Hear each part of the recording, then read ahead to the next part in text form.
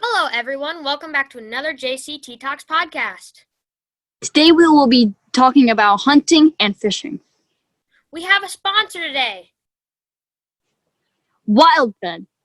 WildFed is an internet and video series and podcast all about hunting, fishing, foraging, and cooking with wild foods. You can see episode 1 for free at wildfed.com. And WildFed was nice enough to give us the first season to give away for our monthly giveaway.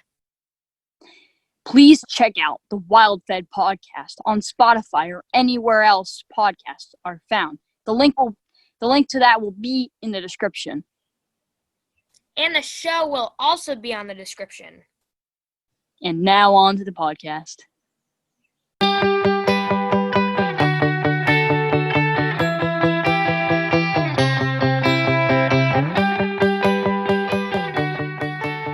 Today we are going to be talking about hunting and fishing. Let's start with hunting. So the most commonly hunted animals in Maine are deer, moose, and turkey. In order to get a junior hunting license, you have to be 10 years or older. The most commonly hunted animals in different states are ducks in Louisiana, mountain lions in Montana, lynxes in Alaska, whitetails in North Carolina, elks in Wyoming, bison in North Dakota, antelope in Oklahoma. White-tailed deer is the most common and hunted big game animal in North America. There are so many ways to hunt. You can hunt for food, hunt for tournaments like competition, trophies and stuff, and many more ways to hunt. You can use shotguns to rifles to bow and arrows and even traps. And it looks like that's going to be the end of my hunting. Jake, it's your turn now. Yes, I am ready to talk about my hunting.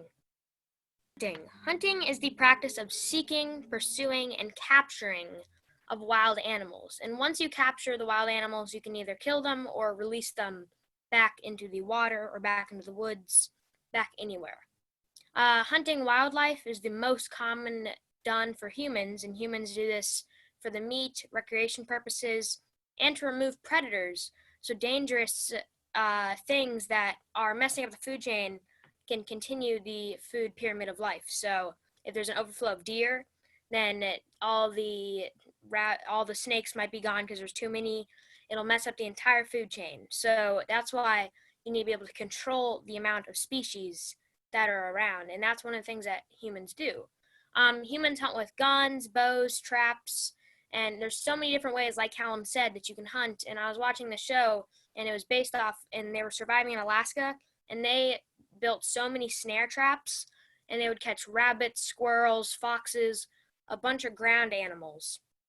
So it's very cool. And when my dad started hunting, he was 12, and I'm also 12, but he started with not as advanced technology as we have today. So that was one of the things I was looking at when we're hunting nowadays. There's been such an advance in technology, and this also goes with fishing or trapping, bows nowadays, guns nowadays.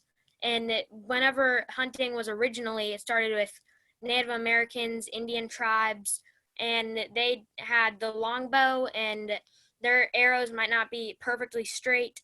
Nowadays, we have machines that can perfectly make an arrow, and a bow can be perfect. There's compound bows, which when you pull it back, it's easier once you get at a certain point. So I'm taking archery right now as a merit badge in Boy Scouts, and I'm learning about how bows, it's not only used for hunting, and also with guns, it's also used for purposes where you can enjoy yourself and practice target shooting.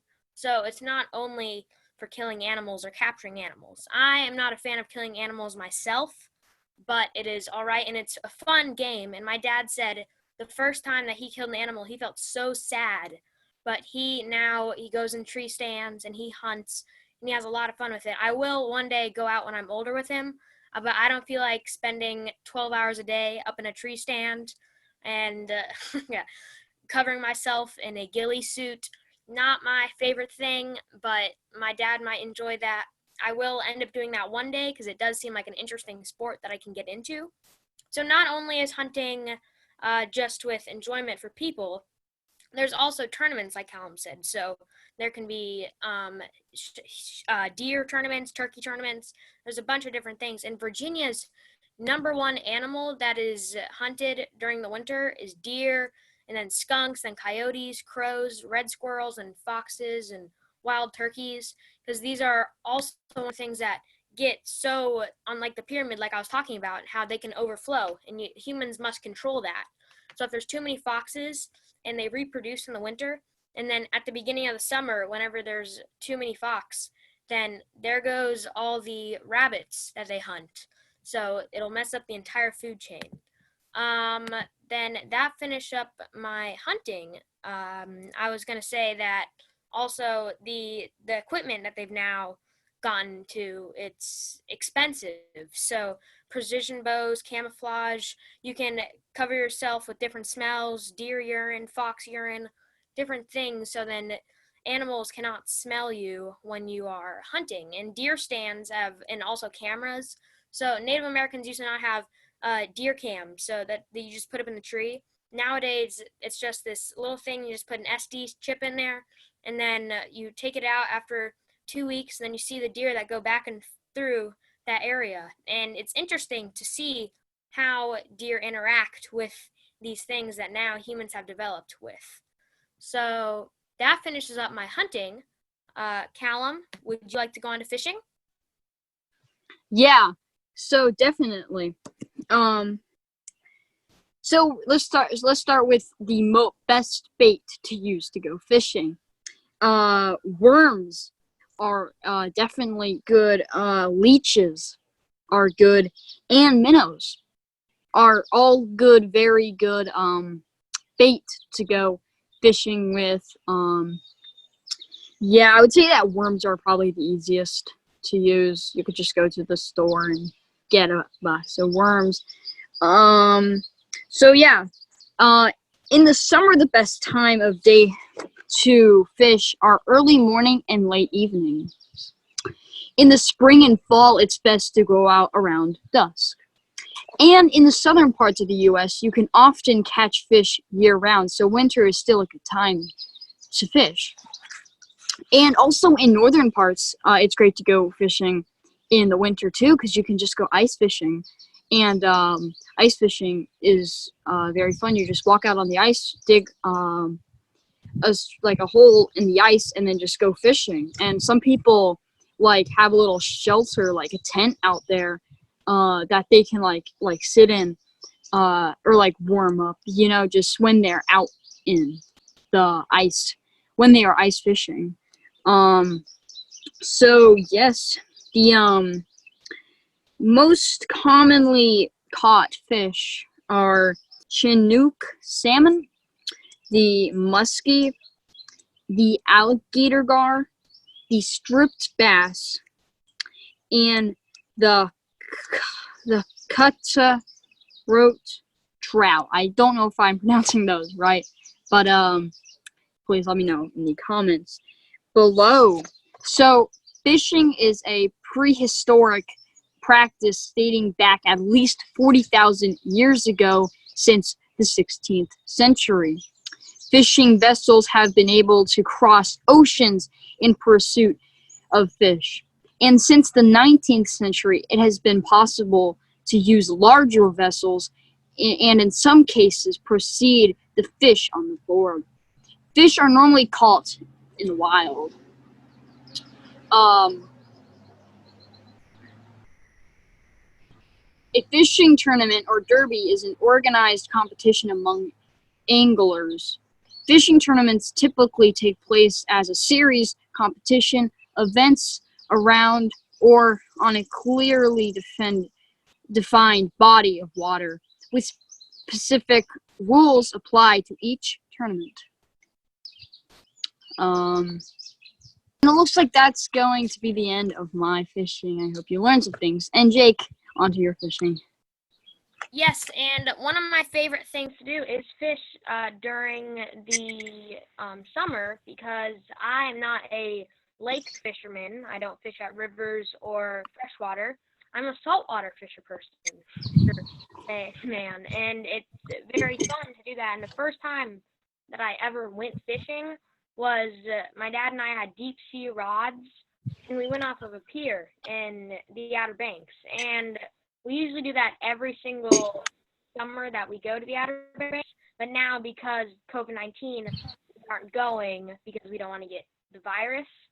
So that stopped, but we still can go fishing, deep sea fishing. And it's very fun to go deep sea fishing because it's so much different than freshwater fishing, because there's different baits, there's different rods, there's different lures, there's a bunch of different things, because you're also catching different fish. And it's interesting. And it's not only fish. We have deep sea rods that are rated for sharks. We've never caught a shark before. We usually catch larger fish, around 20 pounds, but it's very interesting. And the first time we went, we never caught a single thing, because it's so hard to catch a fish, and it's patience. It takes hours a day, and that's why I usually go in the morning or late at night. That's when the fish are most active. And fishing, it's an activity, and you're just trying to catch a fish. And fish, they're normally caught in the wild, but there's also some places where you can get a fish at a store. So Bass Pro Shops, they have a little area where you can catch bass. There's farms that you can go and just catch fish, and it's interesting. But there are hundreds of different kinds of fish, and you never know what you're going to get. There's usually, in an area, there's usually about a certain amount of fish that you possibly catching. So, but like I said, in deep sea fishing and freshwater fishing and saltwater fishing and ice fishing, you always are going to catch anything different depending on where you are in the world. Because when you are in Alaska, there's salmon are very common. If you're in, or trout. If you are in Virginia or any there's grouper. There's a bunch of different fish that you have a possibility of catching. In South Carolina, mullet is very common in freshwater areas. So that is my fishing part. So I will end that there. Callum? Yeah, now I have some fishing experiences, if that's okay. My granddad, he has a pond, and sometimes we go to that pond and go fishing. And once I went there and I caught like 18 fish. I mean, it was insane. And then like that last fish was really strong, and I was like 5 or 6 years old. I wasn't the strongest, so it got away. But that was definitely fun. Fishing is very fun, and like you said, saltwater fishing and lake fishing are very common, because that's the only where you can get fish. You can't fish on the land, sadly. So yeah, did you have anything to add to that? No, I do not. And now I will go on to my special subject. I did foraging. So foraging is not only fishing and hunting, but this is also, so it's not animals, it's also vegetation. So this would be like collecting mushrooms, berries, shrubs, and this is, a lot of animals do this because it's wild food resources that people can get, and animals. And it's one of the things that, if you're a survival person, it's one of the first things that you're taught. Because if you're out in the wild, yes, there will be predators, and yes, there will be things that you can catch, but gathering is one of the things that you can get. And this is like berries that you can find. And there's one of the most dangerous things about gathering is the possibility of getting a berry, and there's thousands of different berries that look like blueberries, but you might find it, and a lot of them are poisonous, because that's the way that they fend off, because the blueberries are a living organism. They have living cells, which means that they're also trying to stay alive and not go into a digestive system. So they poison, and so then a bird won't come up and eat all the berries. So it's an interesting thing. And mushrooms are also poisonous if you get them, but there's a lot of not poisonous mushrooms that you can eat if you are in the woods. So that ends it for gathering. Callum, do you have anything else to add? Yeah, when you are gathering or foraging, it's definitely hunting can go very well with that. I mean, you can go out hunting and then gathering, like you said, and make a delicious meal. Honestly, probably, I mean, a really nice, if it was Thanksgiving, it would be really nice if you went out hunting for like a turkey and then like gathered all the other foods and made a delicious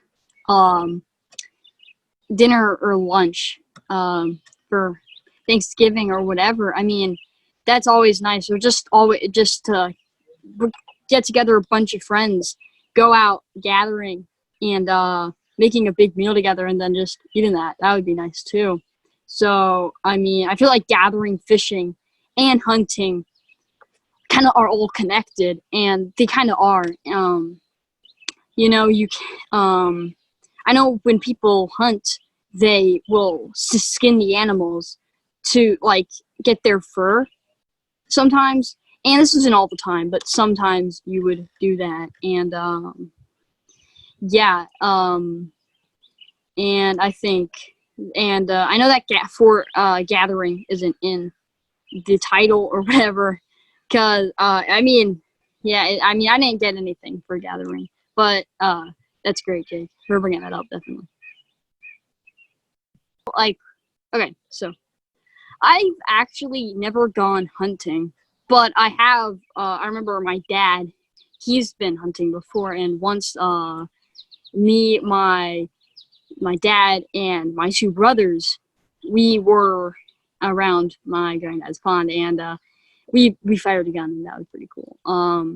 But I've actually never been hunting, and it seems like a fun thing to do later on in life. But fishing, well, is also very fun, and soon I want to start fishing and hunting because definitely seems very fun. And gathering, like Jake said, that would also be fun.